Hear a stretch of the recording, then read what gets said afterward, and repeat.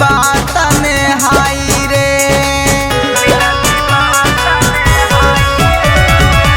जानी हमसे दूर भइली मिलल बात हाई रे।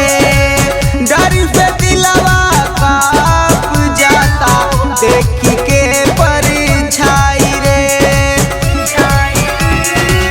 लागता कि जिंदगी के रिश्ता बन जाई शमशान से, शमशान से।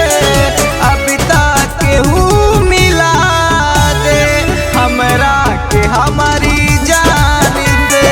अभी तक केहू मिला दे हमरा के हमारी जान से।